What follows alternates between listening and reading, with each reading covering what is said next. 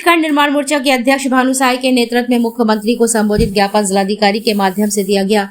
ज्ञापन में कहा गया कि अति पिछड़ा व बदहाल बुंदेलखंड के लोगों के पास इलाज के लिए पैसा नहीं होता है, इसलिए बुंदेली लोग सरकारी चिकित्सालयों पर निर्भर होकर अपनी बीमारी का इलाज करवाने को बाध्य रहते हैं। बुंदेलखंड क्षेत्र की चिकित्सा व्यवस्थाएं चरमरा गई हैं। बुंदेलखंड के सभी मेडिकल कॉलेजेस, जिला अस्पताल, CHCU व PSCU में न तो पर्याप्त चिकित्सक, मेडिकल पैरामेडिकल स्टाफ है और न ही चिकित्सकीय उपकरण। इस कारण जो थोड़े सामर्थ्यवान लोग हैं वो लखनऊ या दिल्ली जाकर अपना इलाज करवा लेते हैं और जो सामर्थ्यवान नहीं होते हैं उनकी जीवन लीला इलाज के अभाव में समाप्त हो जाती है। महारानी लक्ष्मीबाई मेडिकल कॉलेज में कुल चिकित्सकों के सृजित पद 175 हैं, जिसमें से मात्र 62 ही नियमित बचे हैं और अन्य 62 चिकित्सकों को सुविधा पर लेकर कार्य किया जा रहा है नियमित 62 चिकित्सकों में भी कुल चिकित्सकों ने BRS मांगा है और कुछ चिकित्सक रिटायरमेंट की कगार पर पड़े हैं। संविदा के 62 चिकित्सकों में से अधिकांश की सेवाओं का नवीनीकरण नहीं किया गया है, जिससे चिकित्सा सुविधा चरमरा गई है।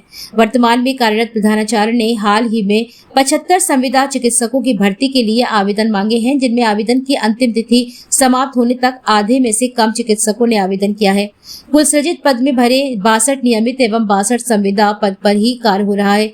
शेष 51 पद लंबे समय से रिक्त चले आ रहे हैं। इनमें कोड़ में खाज प्रधानाचार्य महारानी लक्ष्मीबाई ने संविदा पर नियुक्त चिकित्सकों के रिन्यूअल रोक दिया है।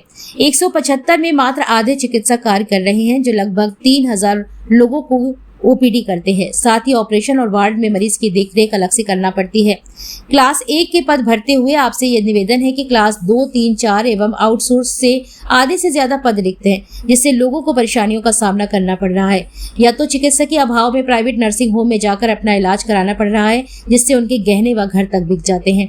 एक तरफ सरकार कहती है कि उत्तर प्रदेश में सब चंगा है और बुंदेलखंड में विकास की गंगा है। बुंदेलखंड का असली चेहरा सामने है। यहाँ चिकित्सा के लाले पड़े हैं, फिर भी सरकार हास्यास्पद बातें बोल रही है।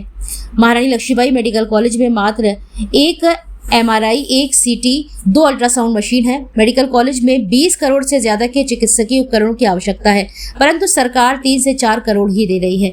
क्या इससे यहाँ अच्छी चिकित्साई सुविधा उपलब्ध हो सकती है?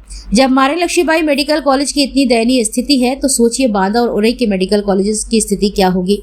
मुख्यमंत्री से कहा गया कि महारानी लक्ष्मीबाई मेडिकल कॉलेज में बुंदेलखंड क्षेत्र के गरीब एवं असहाय लोगों की जान बचाने के लिए कुल चिकित्सकों के सृजित पद 175 को तत्काल भरकर अति पिछड़े, बदहाल और बेहाल क्षेत्र को चिकित्सकीय राहत पहुंचाने का कार्य किया जाए।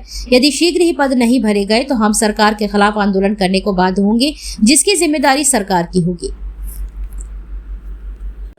देखिए, ये मेडिकल कॉलेज में 175 चिकित्सकों के नियमित पद सृजित हैं, जिसमें से 51 तो लंबे समय से वर्षों से खाली चल रहे हैं।